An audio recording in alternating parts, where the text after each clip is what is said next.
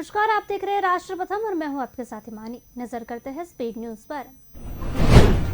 नवरात्रि से प्रधानमंत्री नरेंद्र मोदी का गहरा नाता है। इसमें व्रत रखने के साथ बड़े कामों को भी शुरुआत करना उन्हें पसंद है। इस बार नवरात्रि के दौरान 29-32 सितंबर को प्रधानमंत्री नरेंद्र मोदी गुजरात के दौरे पर रहेंगे। नवरात्रि के शुभ अवसर पर वो अहमदाबाद की जनता को मेट्रो रेल की सेवा की भेंट देंगे। बता दें कि अहमदाबाद मेट्रो के फेज पहले में 32 स्टेशन आते हैं। पूर्व से पश्चिम कॉरिडोर 21 किलोमीटर का है। थलतेज गांव से वस्त्राल एप्रिल पार्क के बीच में 17 स्टेशन आते हैं। मेट्रो ट्रेन अहमदाबाद के बीच से गुजरने वाली साबरमती नदी के ऊपर से गुजरेगी। 2017 में विधानसभा चुनाव से पहले प्रधानमंत्री मोदी ने ही इसकी नींव रखी थी। नवरात्र में मिलने वाली सौगात से अहमदाबाद के लोगों को बड़ी राहत मिलेगी। पूर्वी और पश्चिमी अहमदाबाद में मेट्रो के शुरू होने से लोगों का सफर काफी आसान होगा। उत्तर दक्षिण को जोड़ने वाला कॉरिडोर 18.87 किलोमीटर का है। वासना एपीएमसी से लेकर मोटेरा गांव तक की इस मेट्रो सेवा में 15 स्टेशन आएंगे। बिहार में महागठबंधन सरकार बने अभी कुछ माह बीते हैं और रात शुरू हो गई है। राजद नेता शिवानंद तिवारी ने नीतीश कुमार को सलाह दी है कि वे आश्रम खोलें और सीएम की कुर्सी तेजस्वी यादव को सौंप दें। पटना में राजद कार्यालय में बुधवार को आयोजित एक कार्यक्रम में तिवारी ने यह बात कहकर गठबंधन में बखेड़ा खड़ा कर दिया। तिवारी ने कहा कि नीतीश कुमार को 2025 में कुर्सी छोड़ देना चाहिए। राजद नेता ने सीएम नीतीश कुमार को पुरानी बातें याद दिलाते हुए कहा कि नीतीश कुमार ने कहा था कि वह आश्रम खोलेंगे और आश्रम में राजनीतिक प्रशिक्षण देंगे, इसलिए वह नीतीश कुमार को कहेंगे कि आश्रम वाली बात याद रखिएगा। उधर तिवारी का बयान वायरल होते ही नीतीश कुमार की पार्टी जदयू ने राजद नेता तिवारी को सटीक जवाब दिया। जदयू ने संसदीय बोर्ड के अध्यक्ष उपेंद्र कुशवाहा ने ट्वीट किया, बाबा नीतीश कुमार अभी आश्रम नहीं खोलने वाले हैं। करोड़ों देशवासियों की दुआएं उनके साथ है। जो चाहते हैं कि नीतीश सत्ता के ऊंचे से ऊंचे शिखर पर रहते हुए बिहार और देशवासियों की सेवा करते रहे। राजद नेता व उप मुख्यमंत्री तेजस्वी यादव को लेकर ताजा बयानबाजी की शुरुआत दरअसल सीएम नीतीश कुमार के बयान से हुई थी।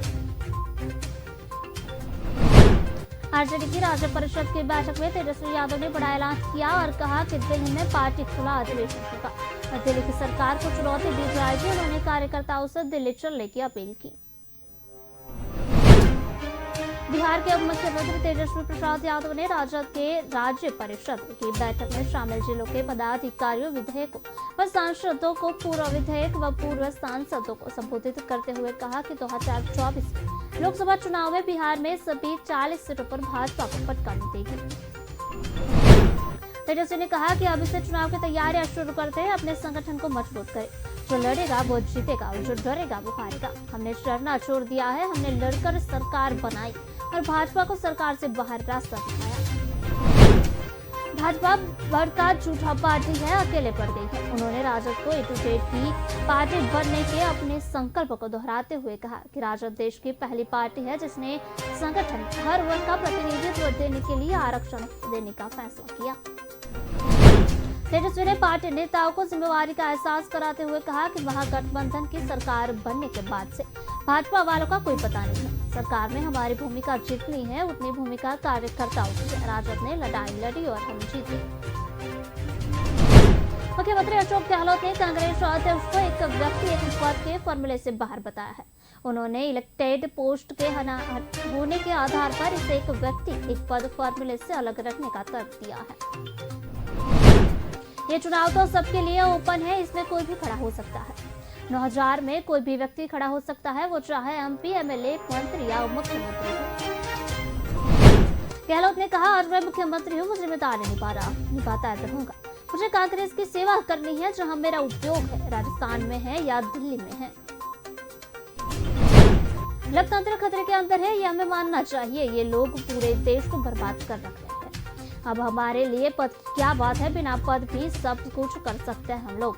इसलिए आज अगर मान लो कि पार्टी के लोग चाहते हैं कि नहीं, मेरी जरूरत है मुख्यमंत्री के रूप में, अध्यक्ष के रूप में, तो मैं मना नहीं कर सकता। ये मेरी धारणा है। राष्ट्रीय स्वयंसेवक संघ यानी कि आरएसएस के सरसंचालक मनमोहन भागवत ने कस्तूरबा गांधी मार्ग वाली मस्जिद पहुंचकर डॉक्टर इमाम उमेर अहमद इलियासी सहित कई मुस्लिम धर्मगुरु और बुद्धिजीवियों से मुलाकात की। मोहन भागवत के साथ संघ प्रचारक इंद्रेश कुमार भी राष्ट्रीय स्वयंसेवक संघ प्रमुख मोहन भागवत की मुस्लिम धर्मगुरु और बुद्धिजीवियों से मुलाकातें और संवाद अनायास नहीं है। यह संघ की उस अहम रणनीति का हिस्सा है जिसमें वह मुस्लिम और ईसाइयों से संवाद बढ़ाने पर जोर दे रहे हैं ताकि धर्म आधारित गलतफहमियों, दूरियों और संवादहीनता को दूर कर राष्ट्र निर्माण में उनकी व्यापक सहभागिता सुनिश्चित की जा सके।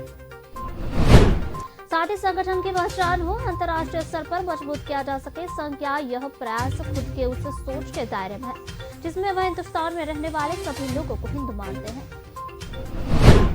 इस नीति को मूर्त रूप देने के लिए संगठन के भीतर 4 सदस्यीय समिति बनाई गई और इसका दायित्व सह सरकार्यवाह डॉक्टर कृष्ण गोपाल व डॉक्टर मनमोहन वैद्य के साथ ही अखिल भारतीय संपर्क प्रमुख रामलाल व वरिष्ठ प्रचारक इंद्रेश कुमार को दिया गया है। संघ की ओर से यह कोशिश ऐसे वक्त में हो रही है जब विपक्षी दलों के राष्ट्रीय नेता उस पर सर्वाधिक आक्रामक है और आरोप लगाने का कोई मौका नहीं छोड़ रहे। इससे बेफिक्र वह अपने प्रयासों में जुटा हुआ है। विशेष बात यह है कि संघ का यह अभिनव प्रयास उनके शताब्दी वर्ष 2024 तक संघ कार्य को देश के लिए 1 लाख स्थानों तक पहुंचने के लक्ष्य के लिए है। याद हो कि संघ कार्य अभी देश के 60,000 के करीब स्थानों पर ही है।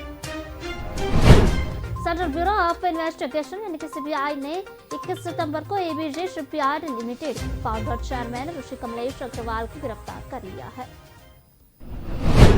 सीबीआई ने इंडियन पिनल कोड और प्रिवेंशन ऑफ करप्शन एक्ट के तहत आपराधिक साजिश, धोखाधड़ी और आधिकारिक पद के दुरुपयोग के कथित अपराधों के लिए कंपनी के पूर्व चेयरमैन अग्रवाल और अन्य पर मामला दर्ज किया था। सीबीआई ऑफिसर्स ने कहा कि पैसों का इस्तेमाल बैंकों द्वारा जारी किए गए उद्देश्यों के अलावा अन्य चीजों के लिए भी किया गया था। जुलाई 2016 में नॉन अकाउंट को नॉन परफॉर्मिंग एसेट यानी कि एनपीए और 2019 में फ्रॉड डिक्लेयर किया गया था। त्योहारों के सीजन यानी कि 1 सितंबर से 30 नवंबर के बीच परिवारों ने बड़ी तादाद में देश विदेश घूमने की योजना बनाई। कोविड के पूर्व मुकाबले घरेलू फ्लाइट के किराए में 39% और इंटरनेशनल फ्लाइट्स के किराए में 38% बढ़ोतरी आई है। इंटरनेशनल फ्लाइट का सर्च 143%, घरेलू के लिए सर्च 91% बढ़ी है। वही होटलों के सर्च में ओवरऑल 34% इजाफा हुआ है। यही नहीं, देश के भीतर भी होटलों की खोज 98% बढ़ी है। इंटरनेशनल ट्रैवल सर्च इंजन कायक की रिपोर्ट के मुताबिक त्योहारों के सीजन में विमानों के किराए 62% तक बढ़ोतरी हुई है, लेकिन बढ़ा हुआ किराया भी भारतीय पर्यटकों का उत्साह कम नहीं कर पाया। कायक के मुताबिक त्योहारों के दौरान घरेलू इकोनॉमी क्लास का औसत रिटर्न किराया 8,550 रुपए, जबकि इंटरनेशनल इकोनॉमी फ्लाइट का रिटर्न किराया 56,332 रुपए तक हो गया। 2019 की तुलना में इस फेस्टिवल सीजन में विदेश में 3 या 4 सितारा होटलों में डबल रूम में एक रात ठहरने का किराया करीब 22% बढ़ गया है, जबकि देश के भीतर होटलों के कमरों का किराया औसतन 25% बढ़ा। आईटी कंपनी विप्रो ने अपने 300 वर्कर्स को बगैर नोटिस दिए ही नौकरी से निकाल दिया है। कंपनी के एग्जीक्यूटिव चेयरमैन ऋषभ प्रेमजी ने कहा कि ये वर्कर्स विप्रो के साथ विरोधी कंपनी में भी काम कर रहे थे। मुलाटिंग यानी कि सिक्रेटली एक साथ 2 जगह पर जॉब करना, इसे साइड जॉब भी कहते हैं, लेकिन एम्प्लॉइज से राज रखते हैं। स्विगी ने कुछ समय पहले खुद को इंडस्ट्री के ऐसे ही पहली कंपनी के रूप में बताया था जो अपने वर्कर्स को एक साथ 2 या उससे ज्यादा जगहों पर काम करने की परमिशन देती है। मजे ने कहा कि अगर आप मूनलाइट को डिजाइन करें तो ये पाएंगे कि कर्मचारी का खुफिया तरीके से दूसरी जॉब करना, ट्रांसपेरेंसी बनाए रखने के लिए एम्प्लॉइज इसके बारे में ऑफिस या दोस्तों से बात भी नहीं करते। विरोधी कंपनी में काम करने की आप बात किसी को नहीं बताते, लेकिन किसी बैंक में काम करना या फिर वीकेंड पर किसी प्रोजेक्ट के काम बारे में आप बात कर सकते हैं। जाहिर है कि उल्लंघन के डर से वर्कर्स नहीं बताते हैं। प्रेमजी ने कहा कि जिन वर्कर्स को हमने निकाला उन्होंने कंपनी को इस बारे में नहीं बताया था। हमने यहाँ वर्क करते हुए किसी भी विरोधी कंपनी में काम करने वालों के लिए विप्रो में कोई शक नहीं है। उद्धव ठाकरे ने सीएम एकनाथ शिंदे से एक कार्यक्रम में पूछा। सीएम एकनाथ शिंदे आज फिर दिल्ली में मुजरा करने गए हैं। महाराष्ट्र की परियोजनाएं दूसरे राज्य में क्यों जाती है? इस बारे में पीएम नरेंद्र मोदी से बात क्यों नहीं करते? क्या उनमें इस बोलने की हिम्मत नहीं है? उद्धव खुद का मानना है कि परियोजना को महाराष्ट्र से गुजरात शिफ्ट करने का कदम मुंबई को महाराष्ट्र से अलग करने के लिए है। ठाकरे ने भाजपा और सिंधे गुट से विधायकों पर मुंबई को एक आकर्षक अचल संपत्ति से टुकड़े की तरह व्यवहार करने का आरोप लगाया है। उद्धव ठाकरे ने पार्टी के गत प्रमुखों शिवसेना के प्राथमिक संगठनात्मक कैडर की बैठक में कहा, गीत मारने के लिए आगे बढ़ रहे हैं। वे मुंबई पर कब्जा करना चाहते हैं। वे लूट को हथियारने के लिए मुंबई पर मंडरा रहे हैं। ठाकरे ने केंद्रीय गृह मंत्री अमित शाह को चुनौती दी, जिन्होंने बीजेपी कार्यकर्ताओं को बीएमसी चुनाव में शिवसेना को हराने का आह्वान किया था। कांग्रेस अध्यक्ष पद के लिए जल्दी चुनाव होने जा रहे हैं। पार्टी के पूर्व अध्यक्ष राहुल गांधी भारत जोड़ो यात्रा निकाल रहे हैं। इस यात्रा के बीच उन्होंने कांग्रेस अध्यक्ष पद के चुनाव की तैयारी कर रहे नेताओं को बड़ी सलाह दी है। भारत जोड़ो यात्रा के दौरान राहुल गांधी ने एर्नाकुलम में प्रेस वार्ता की। राहुल ने कहा कि ये एक ऐतिहासिक पद है। आप एक ऐतिहासिक स्थान ले रहे हैं, एक ऐसा स्थान जो भारत के विशेष दृष्टिकोण को परिभाषित करती है। कांग्रेस अध्यक्ष सिर्फ एक संगठनात्मक पद नहीं है, बल्कि यह एक वैचारिक पद है। इसलिए मेरी सलाह है कि जो कोई भी कांग्रेस का अध्यक्ष बने, उसे यह याद रखना चाहिए कि वह एक विचारधारा, एक विश्वास प्रणाली और भारत की दृष्टि का प्रतिनिधित्व करेगा। राहुल गांधी ने कहा कि यात्रा की सफलता कुछ विचारों पर आधारित है। पहला विचार यह है कि भारत अखंड रहा, अपने आप से युद्ध में नहीं, अपने नाराज नहीं है, नफरत से भरा नहीं है। राहुल ने कहा कि दो अन्य विचारों भी यात्रा को आगे बढ़ा रहे हैं। एक है बेरोजगारी का स्तर, जिसका सामना आज तक भारत कर रहा है। तीसरा मुद्दा कीमत का है। हैदराबाद में एआईएमआईएम सांसद असदुद्दीन ओवैसी ने राष्ट्रीय स्वयंसेवक संघ यानी कि आरएसएस प्रमुख मोहन भागवत से मिलने वाले मुस्लिम नेताओं पर टिप्पणी की। ऑल इंडिया मजलिस इत्तेहाद मुस्लिम ने एक के प्रमुख ओवैसी ने कहा कि आरएसएस बीजेपी का वैचारिक गुरु है।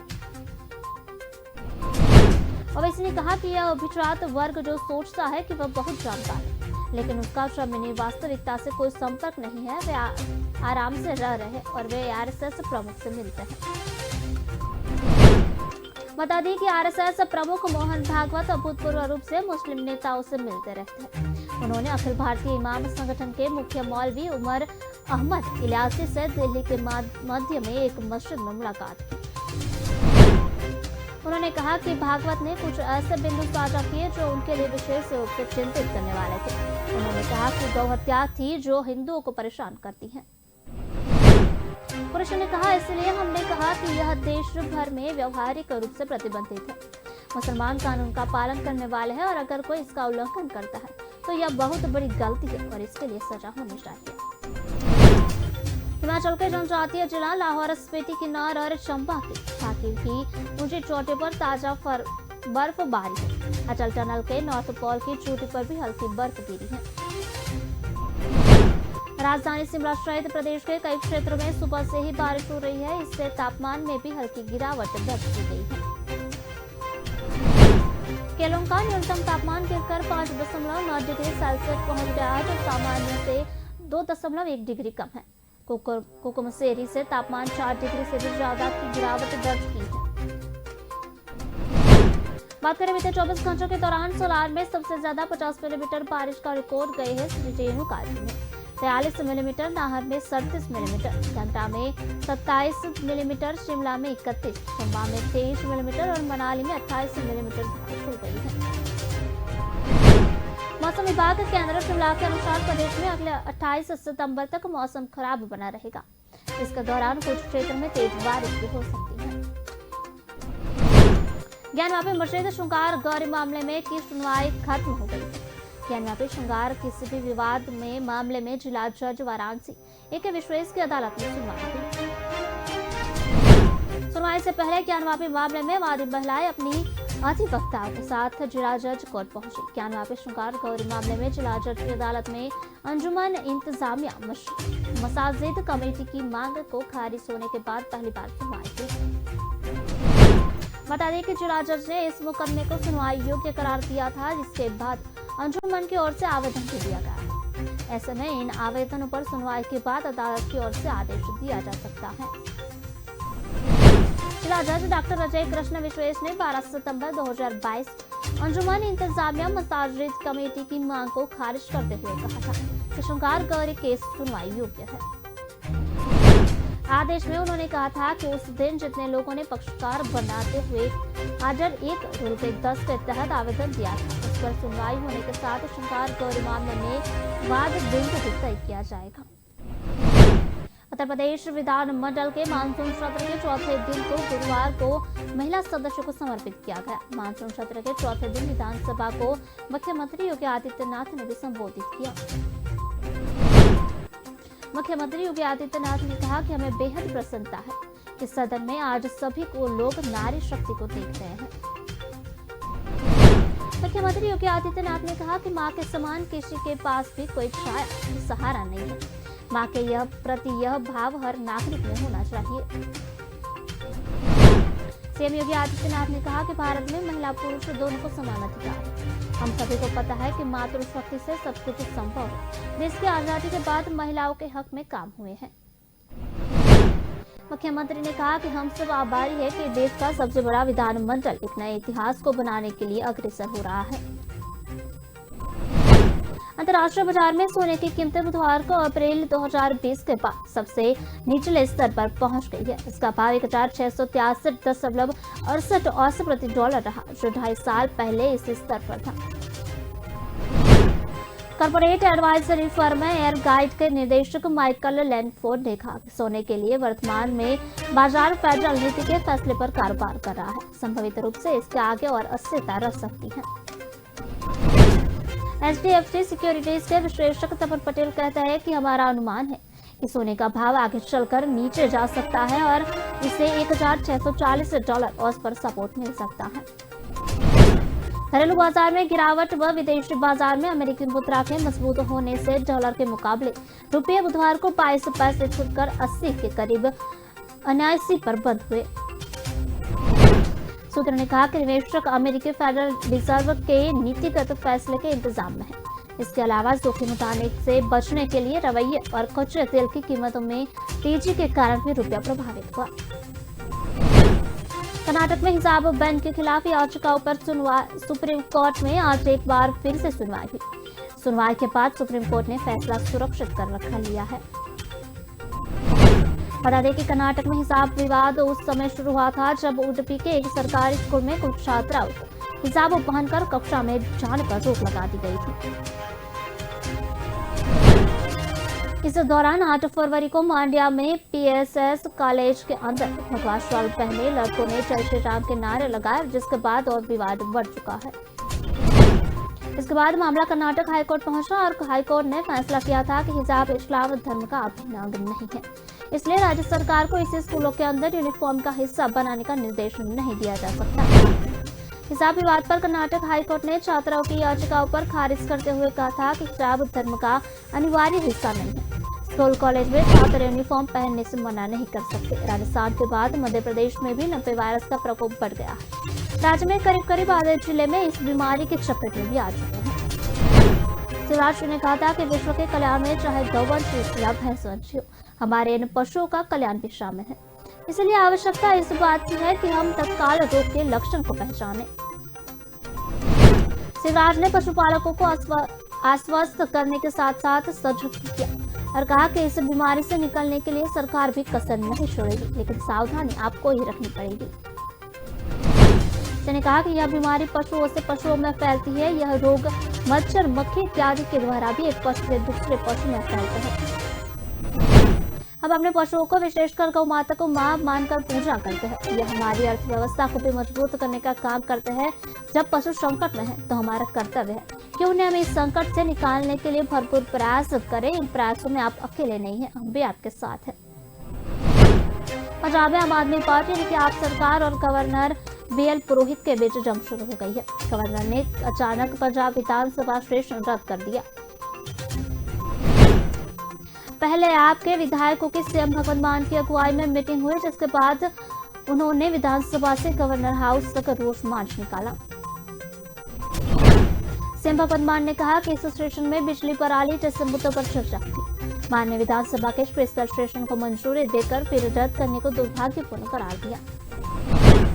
मान ने कहा कि गवर्नर के फैसले के बाद पंजाब में कांग्रेस पार्टी भाजपा के ऑपरेशन लोटस के हक में खड़ी नजर आई।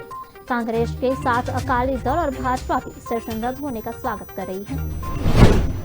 कांग्रेस इस ऑपरेशन में सबसे पीड़ित है, लेकिन फिर भी इस तरह का स्वागत करना साबित करता है कि यह दोनों आपस में मिली हुई है। इनकी कोशिश है कि क्षेत्रीय पार्टियों को खत्म कर देना। आतंकवादियों की कमर तोड़ने के लिए राष्ट्रीय जांच एजेंसी यानी कि एनआईए और प्रवर्तमान निदेशालय यानी कि ईडी ने तमिलनाडु, केरल समेत 3 राज्यों में एफबीआई के ठिकानों पर छापेमारी की है। जिन राज्यों में एनआईए ने छापेमारी की है उनमें केरल, तमिलनाडु, कर्नाटक, आंध्र प्रदेश, तेलंगाना, बिहार, पश्चिम बंगाल, उत्तर प्रदेश, राजस्थान एवं दिल्ली, असम, मध्य प्रदेश और महाराष्ट्र भी शामिल है। एनआईए और ईडी ने मलप्पुरम जिले के मंचेरी में पीएफआई के राष्ट्रीय अध्यक्ष एमएस सलाम के अलावा पीएफआई के दिल्ली हेड परवेज अहमद के घर पर छापेमारी की और गिरफ्तार कर लिया है। केंद्रीय गृह मंत्री अमित शाह ने एफबीआई पर एनआईए के छापे को लेकर एनएसए, गृह सचिव, डीजी एनआईए सहित अधिकारियों के साथ बैठक की। एनआईए, ईडी और राज्य पुलिस की संयुक्त टीमों ने 11 राज्यों में अब तक कुल 106 एफबीआई सदस्यों को गिरफ्तार किया है। एफबीआई के राष्ट्रीय, राज्य और स्थानिक स्तर के नेताओं के घरों पर छापेमारी हो रही है। राज्य समिति कार्यालय पर छापेमारी की जा रही है। रूस यूक्रेन जंग पिछले 7 महीने से जारी है। इस बीच रूस के राष्ट्रपति व्लादिमीर पुतिन ने 21 सितंबर को यूक्रेन के 4 इलाकों में 3 लाख रिजर्व सैनिक को तैनात करने की घोषणा की है। रिपोर्ट्स के मुताबिक ये कातेरिनबर्ग समेत कुछ शहरों में पुलिस और प्रदर्शनकारियों के बीच झड़प हो गई। पुलिस ने लोगों से शांति बनाए रखने और घर लौटने की अपील की थी। प्रदर्शन तेज होने के बाद पुलिस ने लोगों पर लाठियां बरसा दी। विरोध प्रदर्शन और पुलिस के साथ हुई झड़पों के बीच कुछ वीडियो वायरल हुए हैं। इसमें पुलिस को लोगों के साथ मारपीट करते हुए देखा जा सकता है। हजारों की संख्या में लोग सड़कों पर मार्च कर रहे हैं, नो टू वॉर के नारे लगा रहे हैं। स्काई एक न्यूज के मुताबिक मॉस्को और सेंट पीटर्सबर्ग समेत 38 शहरों में प्रदर्शन कर रहे करीब 1371 लोगों को हिरासत में लिया गया है। प्रेसिडेंट पुतिन ने 3 लाख सैनिकों की तैनाती को ऐलान से पहले पश्चिमी देशों पर न्यूक्लियर ब्लैकमेल का आरोप लगाया। उन्होंने कहा कि नाटो के कुछ बड़े नेता रूस के खिलाफ एटमी हथियार इस्तेमाल करने की धमकी दे रहे हैं। आज के स्पीड न्यूज में बस इतना ही। विस्तार से खबरें पढ़ने के लिए आप हमारी वेबसाइट का भी प्रयोग कर सकते हैं। हमारे वेब का पता है www.kalamkartavya.com। हमारी कलम ही हमारा कर्तव्य है। इसी उद्देश्य के साथ आप खबरों को राष्ट्रप्रथम के साथ देखते रहिए। नमस्कार।